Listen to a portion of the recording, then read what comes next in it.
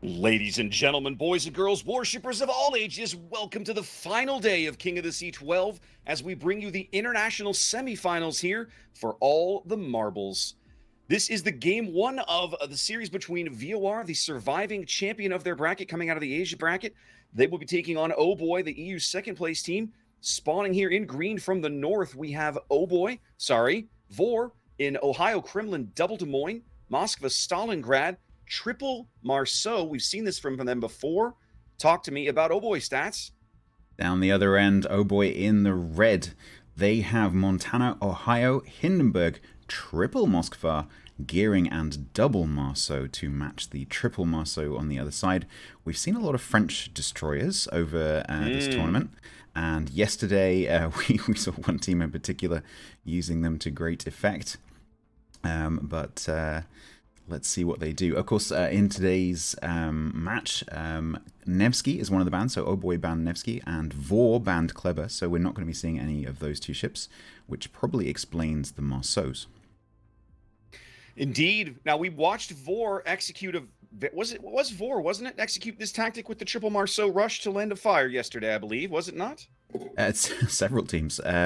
It's been a tactic that's been quite common on EU, actually, with the Marceaus or the Klebers rushing, using their speed, getting into a cap, and then either pushing or then using that speed to get to a different cap, and then that team usually ends up a few ticks ahead on the points because they can get to the caps first.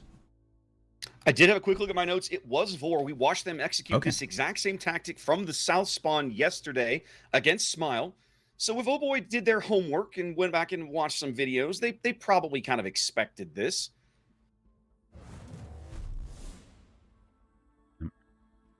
Yep, 1 second. I just need to fix something on my overlay. 1 second. Go right ahead. Now, I will say that that VOR is doing something a little different than we saw them from the North Spawn. When they went south yesterday, they pushed a tremendous amount of force to the A side of the map, and kind of they capped C, they pulled the Marceaus out, they rotated the Marceaus back to mid, but now they've pushed a bit more force to the C cap as they spawn from the north side here. But it's this OHBOY Moskva play that has me interested right now. Yeah, I was just looking at that. The Moskva was smoked up to the mid cap. Now, the thing you need to remember about smoke screens is that yes, okay, a gearing smoke screen lasts for a long time, but it's not there forever. At some point, it is going to fade, and then you've got a Moskva sat in the middle of the map. I mean, this island is. It's got these cliffs on the side. It doesn't have the sort of beaches that some islands have, but you've got to be quite close to it. Otherwise, you're going to get shots coming over from Best Naomi and the Ohio over there, and potentially the Des Moines that's sat next to the island on the 7 line, being able to lob that island. So young Shagger here in the Moskva is going to have to be super cautious and make sure that when that smoke goes, that Moskva is right up against that rock. He seems to be kind of working for that position now. I'm not used to seeing a Moskva this aggressive on Land of Fire. Very commonly, that island to the south that's down in G5 is where you see teams put up one of the 12-kilometer radars, either a Moskva or Stalingrad most commonly. But OHBOY here moving this Moskva out very aggressively. I like the play. It's going to be a challenge, let's say, to see if they can maintain this position over the course of a long game.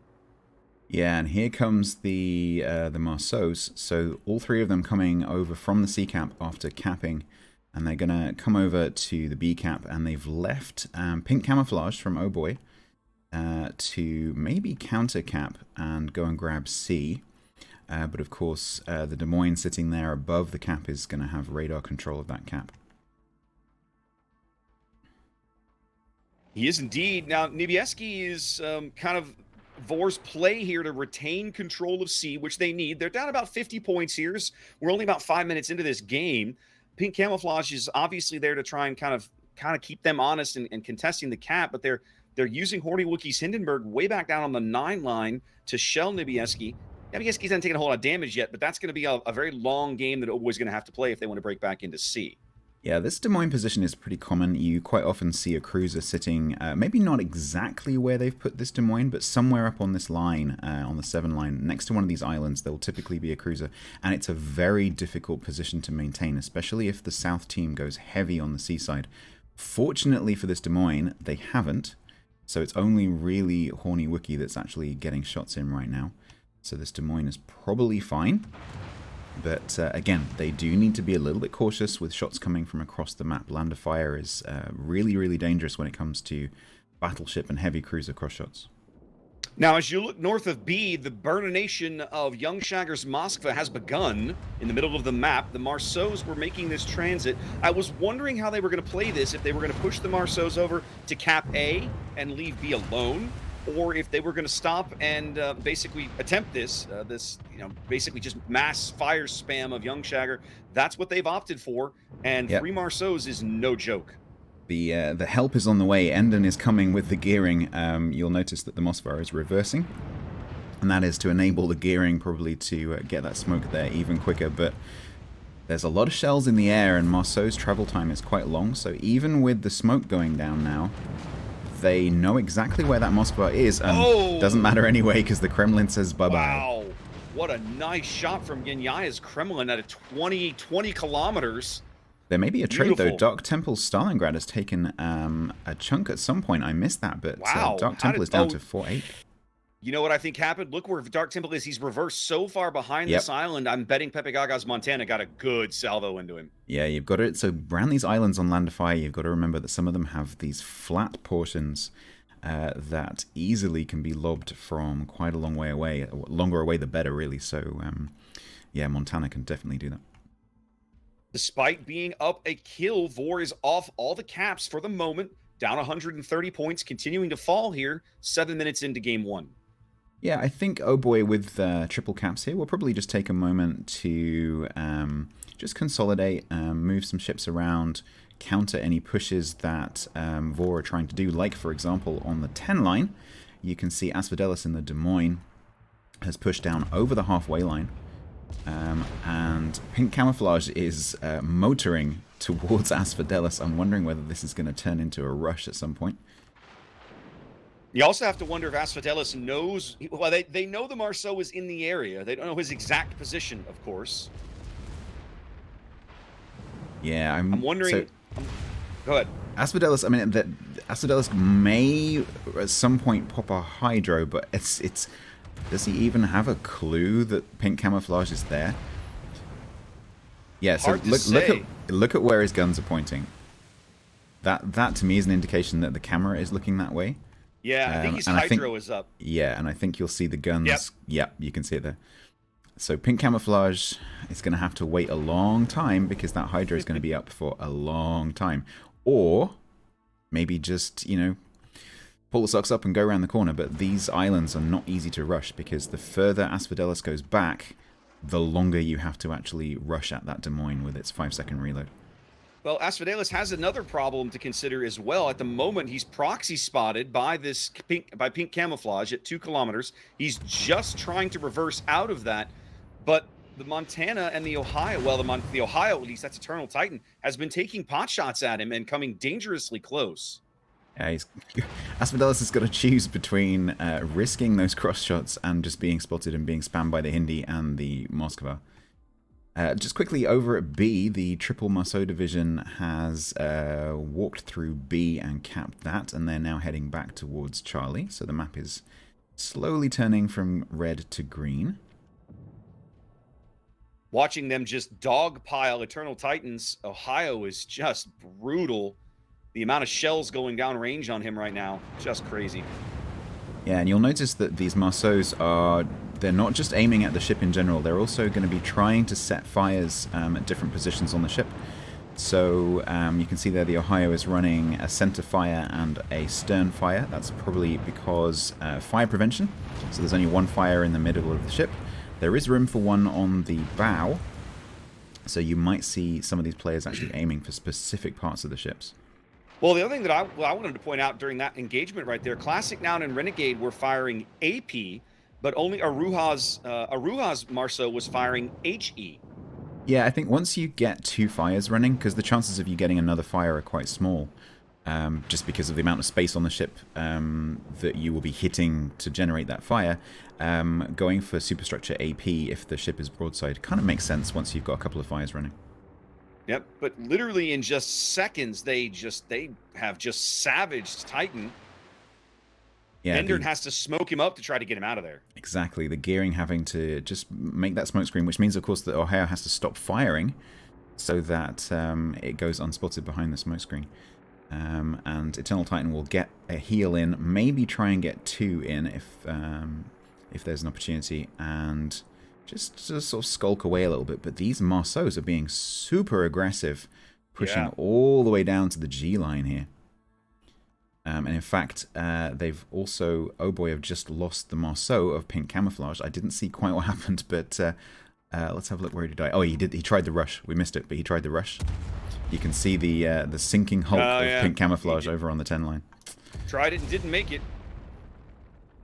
Now the Marceaus pushing well south of B, trying to hunt down Endern's gearing while their teammates finish off Eternal Titans Ohio. And now it's Endern in the firing line. Yeah, but I think they're going to lose Noun for this play. It's not a bad play if they can make it because they've got a lead. They do get Endern. That puts them up to a 3-ship lead now. There's your first lead change as they finally move out to about a 60-point lead in climbing.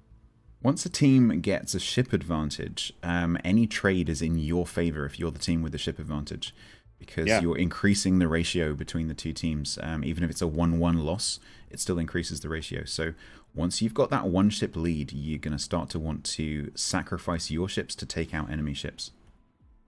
Makes that first kill so critically important at this level of play. Okay, so let's have a look at OHBOY's position here. They are down on points. They are down on ships. They have 1 cap, and it's soon to be blocked, I think, by Yanaya's Kremlin. We've got Marcello Pello just racing around the back of Podnike there. Podnike mostly healthy here, but not really any good targets, and a little bit broadside to that Stalingrad. AP in. Ooh, that was a bit short. Morty Wookie goes down on the 10 line.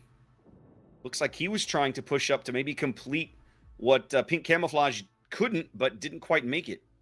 Yeah, and that leaves Realize all alone with Best Naomi, the Des Moines, and the 2 Des Moines with the Ohio. So really the only chance that OHBOY have is to take down Dark Temple, which they've just done. And then probably this Marceau. Are those torpedoes any good? Let's have a look. No. Renegade managing to move out of the way. OHBOY definitely going to be wanting to try and get a kill here, and Renegade is looking like the most opportune ship. Despite the firepower disadvantage, I mean, OHBOY's down 3 ships. They're not completely out of this game in terms of score. No, and they do have, I'm not saying they have the ship advantage over on this side, but it's more even over on the A side, obviously, because the single Moskva of Realize, despite being healthy, is going to find it very, very difficult to do anything against those 3 ships over on the Charlie end. So it's really down to Podnike, Marcello Pello, and Pepega Sniper over here. But Montana down to 15k, charging towards Yanaya. As we pointed out several times in the event now, over 900 points, VOR moves out into that unfortunate point where it's like you're getting dangerously close to a win as they punch out Pepe Gaga's Montana. That moves them to 30 seconds on the timer on the back of their 2 caps. I think they've got this game. Yeah, absolutely. All VOR now need to do is basically just preserve their ships. They're going to take the low health Marceaus, they're going to kite those away, and they're going to use the health pools of the larger ships just to hold on. They don't even need to get any kills. They can just sit 12 seconds on the points clock, and VOR should be taking this one home. Don't forget, this is a best of 3, so we will be seeing at least one more game between these 2 teams.